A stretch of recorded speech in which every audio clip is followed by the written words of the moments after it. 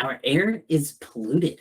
All of these nasty pollutants that are going up into our atmosphere, not only negatively impacting our planet by contributing to climate change, but are also causing us health issues as well. Now, these things have gotten a lot better, don't get me wrong. Air pollution has decreased significantly since different governmental policies and regulations came in place for power plants and other offenders. However, imagine a city with clean air without all that smog.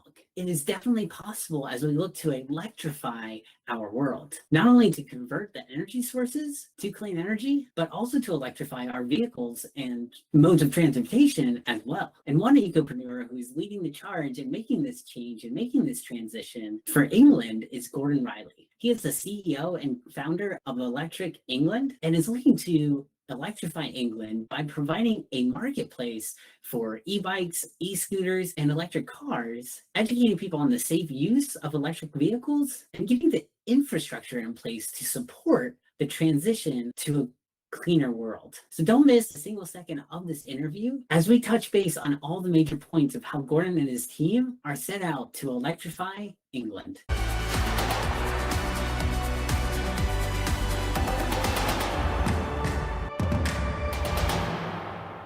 All right, Gordon, do you mind telling us a little bit about Electric England and what you guys do? Absolutely. I've told myself today to slow things down a bit because I'm super excited and I usually speak really quick when I'm super excited, so I'll slow things down. But Electric England, we were established in 2020 in the UK. We provide services to businesses, public, to help them find a way of burning less fuel, essentially. So we're looking for ways for people to have more sustainable methods of creating electricity and transporting themselves on a daily basis to wherever they need to go. And essentially, we sell electric bicycles, we sell electric scooters, we link people with electric cars. We have a news website, electricengland.co.uk, creating academies of education and training, working with universities and other educational establishments. And we're just rolling some new training programs out now to some schools in the UK. We're in preliminary talks with Microsoft as well to look at training some of those guys over here. So that's a brief synopsis of what we do over here. But there's lots more in the background, but I could be here all day, Billy, if I'm honest. Definitely. No, I understand that for sure. And you mentioned you're bringing out some new training programs. What are they? Absolutely. It depends on the client, but the ones we've got in 2 weeks' time with a local school, they commissioned us to come in and do a 4-day workshop program with them. So essentially, we're starting off. There's 2 2-hour sessions each day, so 40 children in total, and we're teaching them about why electric vehicles are important, how they need to look after the environment, why creating sustainable energy is important too. And then we're going to show them the different vehicles that are around, teach them how to ride scooters and electric bicycles as well. And then we're going to look at the different kinds of career opportunities that are available for them when they do leave school, based on what we predict is going to be happening in the future. In 5-10 years' time, there's not going to be the same need for mechanics, for example, in the same way to maintain cars. We're going to need more electricians, for example, and technicians, rather than somebody that can unscrew 1,000 pieces and put an engine back together. It's going to be about a dozen moving parts instead of 300. So we're looking at all these things in schools, and we're moving on to colleges soon. And that's what we're doing for the local 10 to 16-year-olds in our area at the moment. And like I say, we're in preliminary conversation with Microsoft as well. They've got a massive new campus that they've opened in the UK, and they want us to go down there and train several hundred of their staff how to ride scooters safely from one point on the campus to another, to make sure they're all up to speed with health and safety regulations and to make sure there's going to be no avoidable accidents. So any way we can help, we're down there to answer a lot of questions and show them how to go. That's awesome. Very cool. And when you have these electric scooters like on the campuses, do they have like charging stations, or where does that come in? Indeed, we're looking at providing some charging stations for them. Otherwise, it'll be based in a shelter where it's completely waterproof, and at the end of the day, it'll be isolated from main buildings. So they'll just plug it into a shelter and come pick one up whenever they want to commute from one part of the campus to the next. Yeah, so that we're not sure if they're going to be building charging stations yet, but it'll be one of our suggestions, most definitely. Gotcha. Very cool. Do you guys have a place on your website for charging units as well, or do you just have the scooters and other electric transportation vehicles? That's a great question.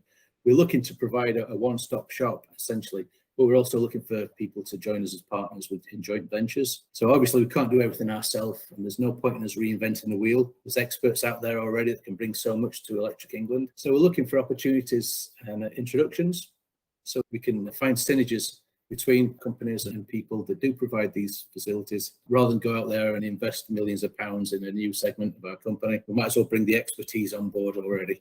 So we're looking for individuals and companies that want to reach out and perhaps partner with us on some projects. Yeah, definitely. Being able to partner and work with other people who've already done it. They've already made the systems, have the technology, have it all set and going. It's so much easier just to say, hey, you guys are doing great work too. Let's work together and we can provide an even better service to our customers and reach the end goal that we all want to meet. So I think that's awesome. Absolutely. And I think that's probably why Microsoft reached out to us as well. You know, we've got a certain amount of expertise in this area as they do in theirs.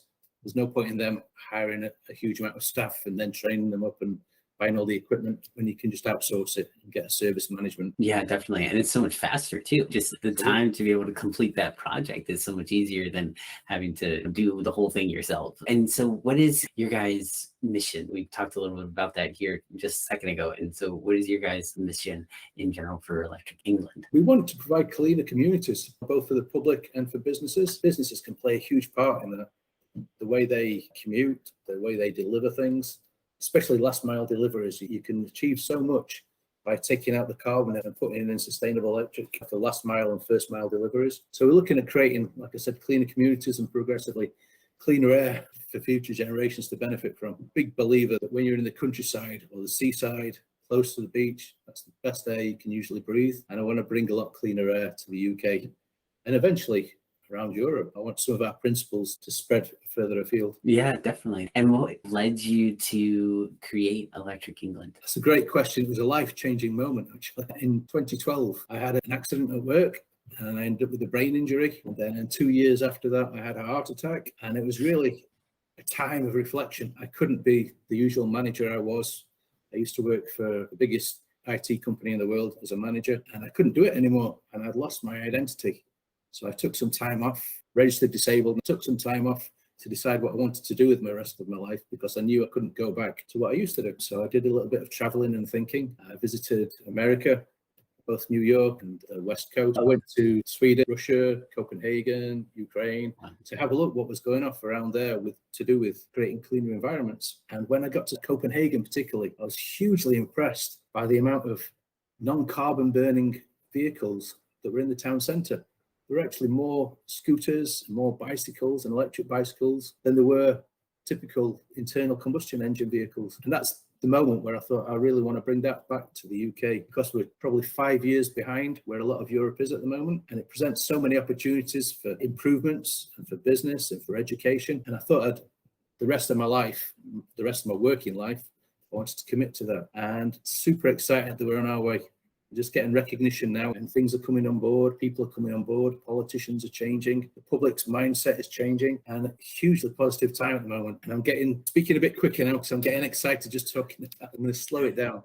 But yeah, hugely exciting. Yeah, definitely. That is very exciting. I know when we first connected on LinkedIn back in May, I know you mentioned that one of the big points that you wanted to hit for 2022, one of your big goals, that milestone came on the day we met, ironically. So tell me a little bit more about that and then why that was such a big goal for you for 2022. Absolutely. Like I said before, we were created in 2020 on the back of my visit to Copenhagen, and it took a long time to get established. And we've been in front of politicians in groups of councillors, 80 councillors.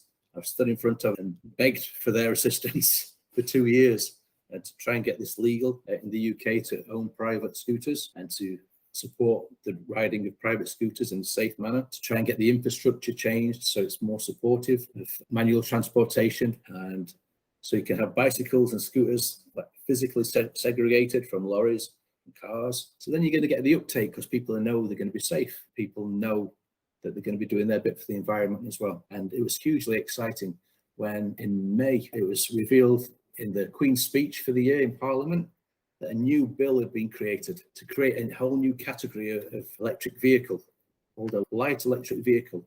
And initially it was specifically for electric scooters. And that's something we've been working on since 2020. And in May 2022, it's beginning to take fruit. Yeah. It's a hugely exciting time. Yeah, I'm very excited. That's awesome. When you start getting those policies in place to where we can actually see some changes happening, that's always very exciting. So that's awesome. And I know we touched a little bit about on how you're also going out and providing training courses and things. Why is it important for you to not only provide the courses for people to purchase electric transportation devices and stuff, but why is it also important for you to also provide this training as well? Sure, there are two reasons really. I did a lot of research by reading other people's work and traveling to other countries, and also closer to home, my son had an accident on an electric scooter and severely cut his head. And that is one of the reasons why we formed Electric England as well. I didn't want anybody to have an accident, especially not on a vehicle that I'd provided. It was essential to me, after reading all this and my son going through that I looked at what the causes are. And I established through, not just through my work, but through other people's work as well, that it was important they had training, riders had training, and they had responsibility for how they were riding. They also had a quality vehicle to train in and to ride on a day-to-day basis that was maintained by themselves. And they also needed the infrastructure. There's no point in inviting millions of people to ride bicycles and ride scooters if you don't have the infrastructure. People are scared of getting too close to a big 16-wheeler or cars flying past them at 70 miles an hour. So it's up to the government and local councils to step up and provide the facilities and the infrastructure that people need to make this a more mainstream means of transportation. And I think we're getting there now. So Electric England are doing things on all three fronts of training, quality and infrastructure. So we're providing the training now to hopefully Microsoft in the near future, but to educational establishments as well. And we think it's going to take a lot of our time. I think we're going to need to expand that department in our business because there's a huge potential. People want to go out there and know they've had the right training to make sure they're safe in what they're doing, not just for themselves, but for other people as well. So that's the training. The quality. We're working with two universities at the moment in the UK. There's Warwick University that are known for manufacturing. We're looking at bringing some manufacturing away from China over to the UK. We're doing feasibility studies at the moment with them. Essentially, if we bring the manufacturing to the UK, then we cut out all the shipping costs, all the carbon costs of shipping all the way from China. And then we bring jobs to the UK as well by supporting manufacturing, not just of metal products, but of composite products as well, that are just as strong as metal, lighter than metal, and manufactured in the UK. So we're not as reliant, and we're not creating that massive carbon footprint of a big container ship moving all the way across from China to Europe. So that's how we're going to improve quality. And as I said previously, we've petitioned the government, we've petitioned the councils and MPs. We've been in local press and national press. We've been on the TV to try and get people aware that we need these changes in infrastructure and to get people on board. And it's hugely exciting times because all three of these things are taking shape now, and they're all coalescing together. It's really good to see. Yeah, definitely. No, that's awesome. And it definitely, like you mentioned, the infrastructure, it definitely takes that infrastructure being there so that people feel safe when going out. I know like a lot of cities that I've been to and like my own hometown, you can't really go very many places where you actually have a sidewalk and like a place to like just walk. And then not only that, but like they have done like a pretty good job in some places where they've put in bike lanes and stuff, but most places like don't even have a shoulder. Like you're like on the corner of the road. And I'm a very avid biker. I used to bike to work every day before I started working from home. And it was very much, I'm on this road. It's a 2-lane road and I'm there. And then like big trucks are passing by me and it's crazy. So the infrastructure does need to be there. It's important for us to support this transition as well. It doesn't just take more vehicles and more, it also takes the awareness of people and making sure people feel safe. So I think that's really great that you guys are working on that aspect as well, not only the being able to sell and also being able to change the mindset and helping people and training them, but also being able to change that infrastructure. I think that's hugely important. Fantastic. Yeah, I completely agree with you. People need to feel safe before they're going to make it a mainstream part of the day to use better means of transportation.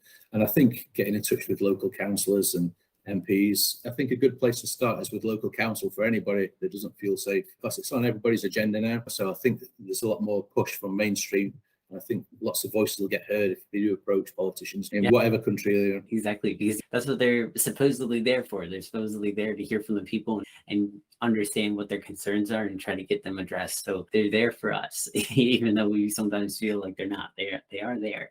That's what they're supposed to be doing. So we reach out to them. That's a huge part of it. So I know we mentioned the one goal of getting that recognition from the UK government to allow these vehicles to be registered. What are your other two goals that I know you mentioned up on LinkedIn, but I know you probably have other goals as well? What are your major goals for the rest of 2022? Great question. They keep changing. If we want to change, getting added to. I've got so many goals. I have a desk full of goals. It's keep reining me in a little bit because, you can't achieve all the goals at once. So I have to keep prioritizing the goals. Right. So the goals at the moment are to continue doing what we're doing. The three elements we're working on with the training, the quality, and the lobbying government. They're our prime goals at the moment, but also getting more people to use more contemporary means of travel, not relying on internal combustion engines, not relying on a lift to school or a lift to work, not just driving a car for 1 mile for one person. There's far better ways to provide a role model to other people. You can be a role model by making small changes, I think. And a lot of people can do that without a big difference in their life, but it will make a big difference to the planet. And we've only got one planet. There's no second chances for it. So we need to do all we can. And today's the day to make a change for everybody. It really is. They're our primary core goals.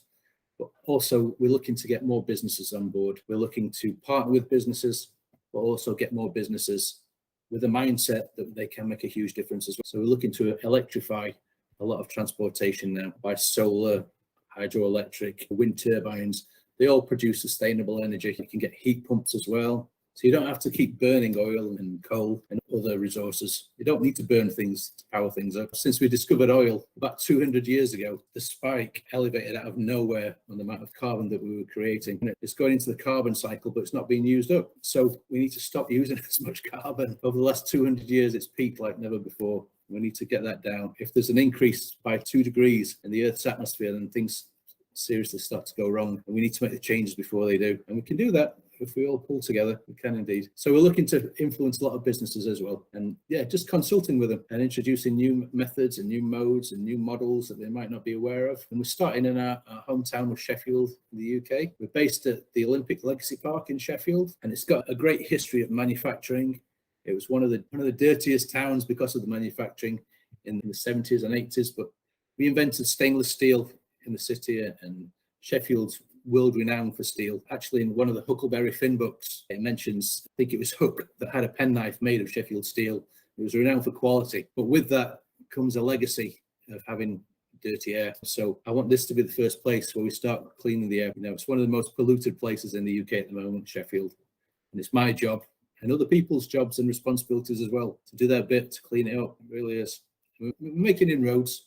There's still a long way to go. Yeah, definitely. And I know, especially for steel manufacturing, there's a lot of talk about how renewable energy sources, they can't provide the type of heat needed, the temperatures needed to really start creating, to actually transition that manufacturing process for steel, because it has to get so hot. And so there's a lot of talk around, okay, we need alternate energy sources. We can't just like convert straight over. And a lot of talk has come around hydrogen and stuff like that. So there's definitely a lot of give and take there. Renewables, there's pros and cons to everything. So there are some limitations that renewables have, and that is definitely one of them. So being able to clean up that area around in the steel manufacturing is definitely going to be a huge goal for a lot of society for the next couple of years in solving that issue too. Absolutely. You're a fountain of knowledge, Billy. You really are. You're always very interested in hydrogen and other technologies as well. I won't pretend to know a great deal about blue and green hydrogen, but I am very interested in all the variances of it and how it can benefit us. So I'll be doing a lot more reading when I've got some time on that. Yeah, definitely. I think it's so interesting what we have come up with so far with hydrogen and the potential that it definitely has. It'll be very interesting in the coming years for sure. And did you have any other goals? I felt like I cut you off. No, so many goals. It's unbelievable. But the main ones we're going to focus on at the moment are turning businesses to non-fossil fuel burning through how they use energy in their business and how they transport things. So that's one of our prime goals as well. I'm going to mention it again: the training, the quality, and the infrastructure. They're our prime 3 goals. Obviously, we need to get businesses involved with that as well. So we can multiply and create an Electric England network, which is one of my ultimate vision. Awesome, great. And where do you see the future of the electric transportation market in the coming years? Sure, good question.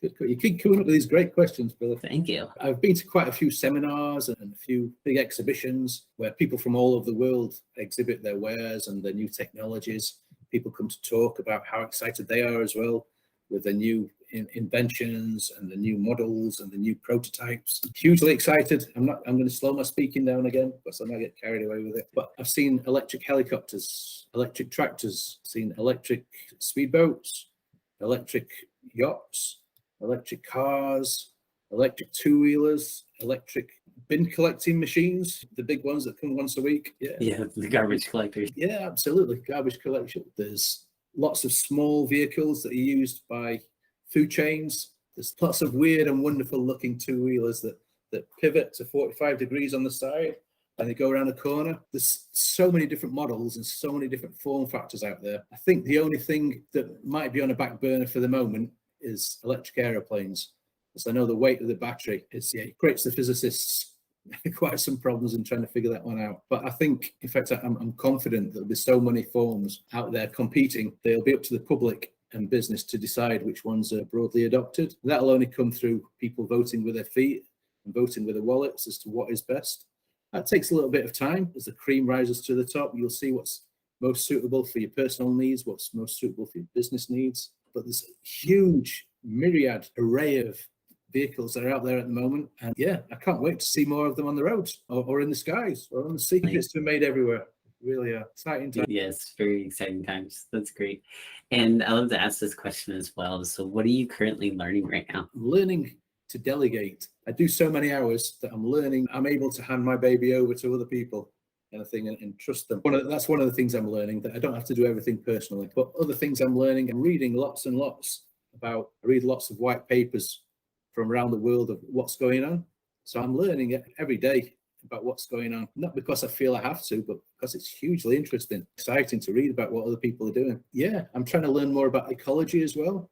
So we're learning about how all these things don't just affect the human race, but all the other ecology, fauna, and other living creatures as well, and how this change is going to benefit everybody, all species as well. It's not just our future generations, but the future of populations of different species as well that we're looking after.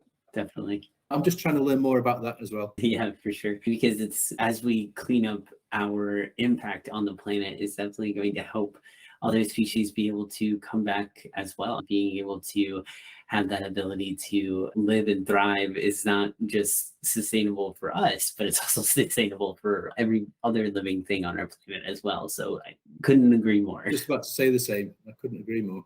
Yeah, exactly. And if somebody is interested in reaching out to you, learning more about how they can partner with you or learning more about Electric England, how can they reach out to you? Sure. There's 3 main ways. You can put Electric England in Google and you'll find us right at the top. You can look for me on LinkedIn. My name's Gordon Riley. I'm the founder of Electric England and the CEO. And the other way is you can email me directly if you want to talk about a partnership. So you just email me at Gordon. That's Gordon at electricengland.com, and I'll be happy to answer any questions or listen to people's proposals or ideas, or even if they just want to chat. I'm very happy to speak to anybody that's interested in helping save our planet, make it a better place. Definitely. I love it. And I have this one last question. So for anyone looking to grow their green business, what is one tip that you would give for them? I think they need to look why they're doing it. It can be a huge vocation and hugely rewarding. The tip I would say is find what's going on in the world, find the big players, who's doing what, look at the small players as well, and get a broad perspective of what's happening. And then on a small scale to start with, see how you can make a change in your community, in your personal life, in your business. See how you can make a small change and then try and multiply that by sharing the information with other people. Definitely. I love that. Thank you so much. Yes, plant the tree. Can't agree more. Awesome. Great. Thank you so much, Gordon, for coming on the show. It was really awesome having you on here, and I hope that we can definitely have you back on again someday. So thank you so much. That'd be wonderful. It's always a pleasure talking to you, Billy. Thank you very much for your time. Definitely, you too. And if you enjoyed learning about how Gordon and his team are electrifying England by introducing electric scooters, electric bikes, and electric vehicles to the UK, I invite you to check out this interview that I did with John Gilly, who is creating Green Island EV, a microtransit electric vehicle manufacturing company. Think small buses and delivery vehicles right here on US soil in Green Island, New York. And let's electrify our world.